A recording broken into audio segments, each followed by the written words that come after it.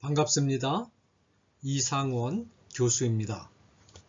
전환기 한국사회 앞에서 온 기독교 전체 9번째 시간 생명 주제 3번째 시간입니다. 오늘의 주제는 생명의 시작점과 종결점입니다. 인간은 일생을 사는 동안 2번의 생존의 위기를 맞습니다. 한 번은 생명이 시작할 때의 경계선상의 상황이고, 다른 한 번은 생명이 종결될 때의 경계선상의 상황입니다. 낙태, 시험관 수정, 줄기세포 추출, 응급피임약 등과 같은 문제들은 생명의 시작점과 관련된 경계선상의 상황에서 발생하고, 안락사, 장기 이식 등과 같은 문제들은 생명의 종결점과 관련된 경계선상의 상황에서 발생합니다. 경계선상의 상황에서 발생하는 생명윤리 문제들을 판단할 때 가장 핵심적인 준거점이 되는 문제는 이 상황에 처한 생명들도 영혼을 가진 살아있는 인간 생명인가 하는 것입니다. 이 질문은 좀 더 정확하게 인간 생명의 시작점은 언제부터이며 인간 생명의 종결점은 언제인가로 바꾸어 물을 수 있습니다. 생명의 시작점과 종결점이 결정되면 이 구간 안에 있는 생명은 절대적으로 보호를 받아야 하는 윤리적 당위성이 확립됩니다. 생명의 시작점과 종결점이 언제인가를 결정할 때 세 가지가 전제되어야 합니다. 첫째로, 이 시점이 불연속성이 철저하면 철저할수록 생명의 시작점과 종결점으로서 설득력을 얻습니다. 다시 말해서 시작점의 경우에 이 시점 이전에는 살아있는 인간 생명으로서의 특성이 전혀 나타나지 않다가 이 시점 이후에는 그 특징이 현저히 나타나야 하며, 종결점의 경우는 그 역이어야 합니다. 둘째로, 인간의 몸이 생물학적으로 작동하고 있다는 말은 영혼이 그 안에 있다는 뜻입니다. 이 전제는 창세기 2장 7절과 스가랴 12장 1절을 참고하여 얻을 수 있습니다. 먼저 스가랴서 12장 1절을 보겠습니다. 여호와 곧 하늘을 펴시며 땅의 터를 세우시며 사람 안에 심령을 지으신 자가. 이 본문은 인간의 심령, 이것은 루아흐로 되어 있습니다. 이보려 인간의 심령 곧 영혼은 하나님이 창조하셨음을 말하고 있습니다. 다음으로 창세기 2장 7절을 보겠습니다. 여호와 하나님이 땅의 흙으로 사람을 지으시고 생기를 그 코에 불어 넣으시니 사람이 생명이 되니라. 하나님이 흙으로 지으신 사람은 생물학적인 사람의 몸을 가리킵니다. 이 몸은 작동하지 않았습니다. 하나님이 코에 생기를 불어 넣으시자 그때부터 생명, 네페시 하야라고 하는데, 생명, 곧 살아 움직이는 전인, 몸과 영혼의 합일체, 전인으로서의 인간이 되었습니다.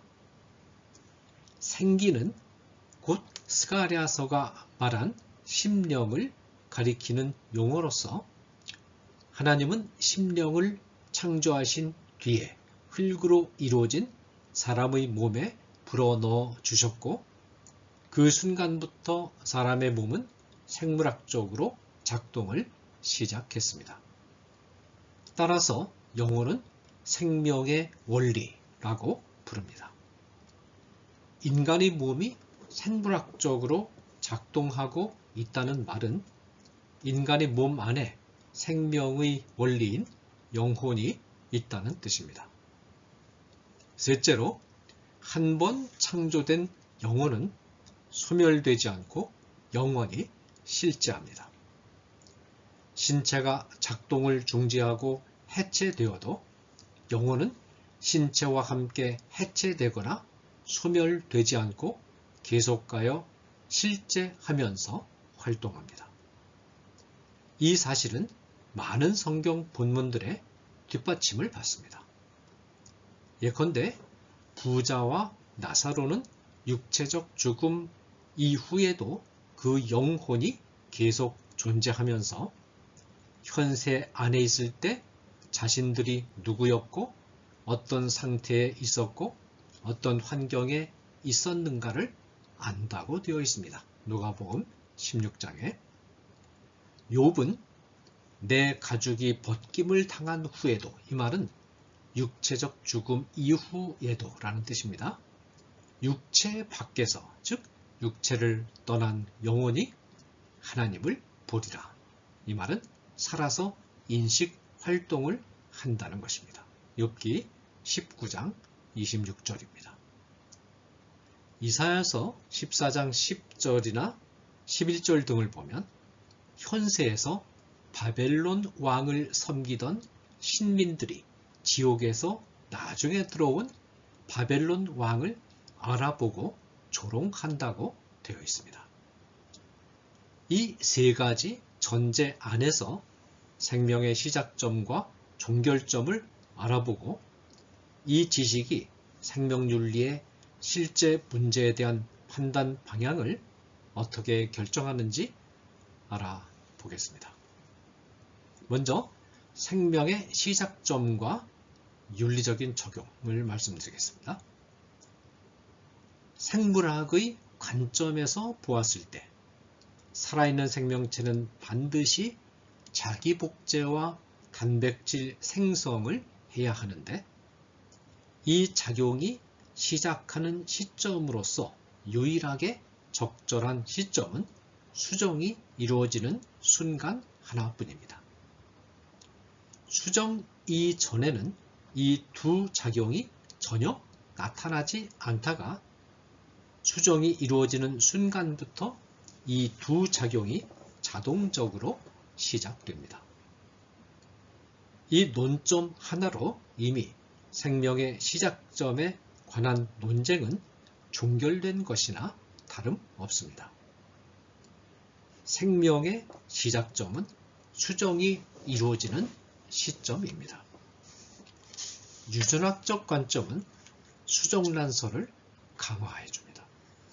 수정이 이루어지기 전 생식세포의 유전자는 모계에서 온 염색체와 부계에서 온 염색체 간의 유전자 교환, 두 번에 걸친 위치 교환 등으로 천문학적인 변화의 소용돌이 속에 있다가 수정이 이루어지는 순간 유전자 구조가 안정된 후 이 구조는 영구적으로 유지됩니다.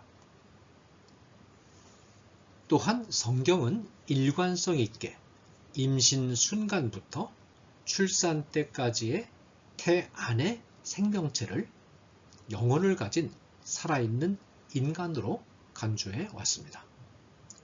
시편 51편 5절에 보면 다윗은 임신 순간의 자기 자신을 영혼을 가진 인격적 주체를 가리키는 나라는 대명사로 호칭합니다. 임신 순간은 생물학적으로 정밀하게 말하면 수정이 이루어지는 순간입니다. 아리스토텔레스는 사변적 생물학, 이 사변적 생물학이라고 하는 것은 이성적 추론을 통해서 전개하는 생물학으로서 고대 히랍 사회에서 성행을 했습니다. 사변적 생물학이 가능했던 근거는 인간의 이성적 추론은 절대적으로 완전하다는 신념이었습니다. 이 사변적 생물학의 근거에서 남한은 임신 후 40일째 되는 날 합리적 영혼이 들어오고 여아는 90일째 되는 날 합리적 영혼이 들어온다는 이른바 40일, 90일설을 주장했습니다.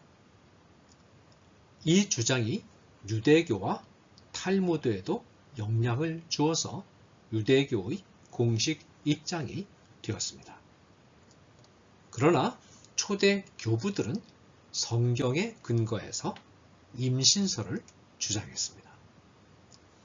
아리스토텔레스의 영향을 받은 토마스 아퀴나스가 40일, 90일설을 주장해서 중세 1000년 동안 유지되다가 루터와 칼빈이 성경으로 돌아가 임신설을 주장했고 고배율 현미경의 발달로 정자, 난자, 수정 과정이 관찰되면서 임신설은 수정란설의 다름 아니라는 해석이 서구의 표준적인 해석이 되었습니다. 가톨릭교는 19세기에 피우스 9세가 아퀴나스의 40일, 90일설을 낡은 사변적 생물학이라고 비판하면서 임신설을 채택했습니다. 최근에는 초기 낙태를 허용하려는 의도로 임신 후 2-3개월 무렵에 뇌파가 감지되는 시점을 생명의 시작점으로 하거나 이것을 뇌파설이라고 합니다. 초기 배아를 연구하고자 하는 학문적 욕심 때문에 수정 후 14일째 된 날을 생명의 시작점으로 하는 주장이 등장했으나 이 시점들은 그 이전과 이후를 다르게 보아야 할 이유 곧 이 시점들이 불연속점임을 제대로 해명하지 못했습니다. 수정란설을 생명의 시작점으로 채택하면 어떤 판단 결과가 나오게 되는가? 첫째로, 배아를 대상으로 한 유전자 치료는 전면적으로 금지되어야 합니다. 왜냐하면 유전자 치료는 95%를 상회하는 높은 실패율 때문에 배아 살해를 유발하기 때문입니다. 둘째로, 배아로부터 난치병 치료를 위한 줄기세포를 얻는다는 명목으로 진행되는 배아 줄기세포 추출은 전면적으로 금지되어야 합니다. 왜냐하면 배아로부터 줄기세포를 추출하는 과정에 필연적으로 배아 살해가 뒤따르기 때문입니다. 다만 성체 줄기세포 추출은 배아 파괴가 뒤따르지 않으므로 허용될 수 있습니다. 셋째로, 시험관 아기 시술은 전면 금지되어야 합니다. 왜냐하면 시험관에서 수정해서 자궁에 착상시키는 과정의 높은 실패율 때문에 생성된 배아를 살해하게 되기 때문입니다. 넷째로, 임신 후 전기간에 걸쳐서 낙태는 금지되어야 합니다. 다만 태아의 생명권과 임산부의 생명권이 충돌을 일으키는 경우, 예를 들어서 임산부에게 치명적인 질병이 있어서 태아에게 위험을 끼치는 수술이나 약제 복용이 불가피한 경우, 자궁 외 임신의 경우, 이런 경우에는 임산부의 생명을 살리기 위해서 태아의 생명을 희생시킬 수 있습니다. 다섯째로, 성교를 가진 후 복용해서 수정을 차단하는 사후 피임약 혹은 응급 피임약은 이미 수정된 배아를 죽일 수 있기 때문에 금지되어야 합니다. 자, 그 다음에 생명의 종결점과 윤리적인 적용의 문제를 다루겠습니다. 생명의 종결점은 육체적 죽음의 시점을 말합니다.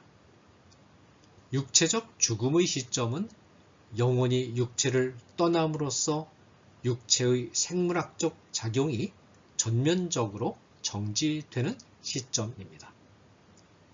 이 시점에 대해서는 세 가지 이론이 등장했습니다. 첫째는 대뇌의 기능이 정지된 시점을 죽음의 시점으로 정하고자 하는 입장이 있습니다.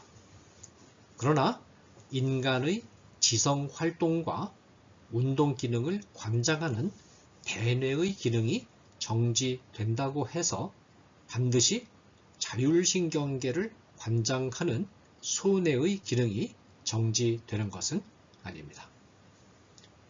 특히 혼수 상태의 환자의 경우는 대뇌의 기능에는 문제가 있으나 소뇌는 살아있는 경우입니다. 죽음의 시점을 대뇌의 기능 정지로 정의하려는 시도는 혼수 상태의 환자를 죽은 사람으로 정의해서 연명장치를 제거하고 가족과 의료진의 부담을 덜어주려는 의도에서 나온 발상입니다. 그러나 첫째로 인간의 영혼은 뇌에서 발생한 것이 아니므로 대뇌가 기능이 정지되었다고 해서 영혼이 존재와 활동을 끝내는 것이 아닙니다. 대뇌의 상태 여부와 상관없이 영혼은 존재하며 활동합니다. 다만 대뇌의 기능 이상으로 영혼이 대외적으로 자기를 표현하는 방법에 문제가 생긴 것뿐입니다. 둘째로 대뇌가 기능이 정지되어도 소뇌가 살아있으면 혼수상태의 환자를 가리키죠. 신체는 신진대사와 피의 순환 등 생물학적인 기능이 이루어지고 있기 때문에 영혼이 신체 안에 머물러 있는 것입니다. 셋째로 혼수 상태의 환자가 의식 활동을 하고 있다는 사실은 임상적으로 검증이 되었고 혼수 상태의 환자는 회복될 수 있습니다. 따라서 대뇌사는 생명의 종결점이 될 수 없습니다.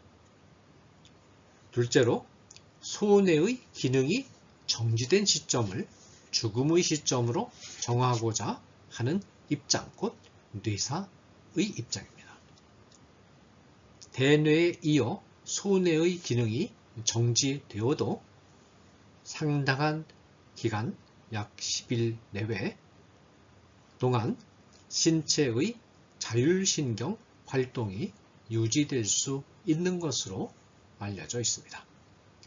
그렇다면 이 기간은 영혼이 신체 안에 머물러 있는 기간으로 봐야 하며 따라서 뇌사는 생명의 종결점이 될 수 없습니다. 뇌사를 죽음의 시점으로 정하려는 시도는 사체 장기 적출을 보다 안전하게 시행하려는 의도 때문입니다. 죽음의 시점을 심폐사로 정하면 사체로부터 장기를 적출할 수 있는 시간이 통상 몇 시간 정도밖에 되지 않는 반면에 뇌사로 정하면 적출 가능 기간이 많이 연장되기 때문입니다. 그러나 생체 장기 적출도 안전 요건을 갖추면 윤리적으로 정당하기 때문에 장기 적출의 필요 때문에 죽음의 시점을 앞당길 필요는 없습니다. 셋째로 심장과 폐의 기능이 정지되어 신진대사가 이루어지지 않고 피의 순환이 정지되는 시점을 죽음의 시점으로 정하는 입장, 곧 심폐사가 있습니다. 심폐 기능이 정지된 후에도 세포의 잔여 수명이 남아있긴 하지만 단백질 생성과 자기 복제가 사실상 정지되기 때문에 신체의 생물학적 작동은 정지된 것입니다. 신체의 생물학적 작동이 정지된다는 것은 영원히 몸을 떠났다는 뜻입니다. 성경은 육체의 생명은 피에 있음이라 레위기 17장 11절라고 단언함으로써 피의 활동 여부가 육체적 생명, 여부와 육체적 생명을 연결시킵니다. 따라서 심폐사는 가장 적절한 생명의 종결점입니다. 심폐사 이전의 인간은 살아있는 인간 생명이기 때문에 어떤 경우에도 인위적으로 생명을 종결시키는 시도를 해서는 안 됩니다. 이 말은 안락사가 금지되어야 한다는 뜻입니다.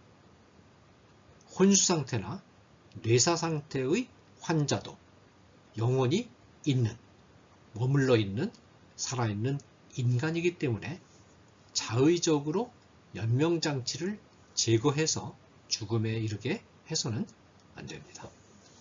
감사합니다.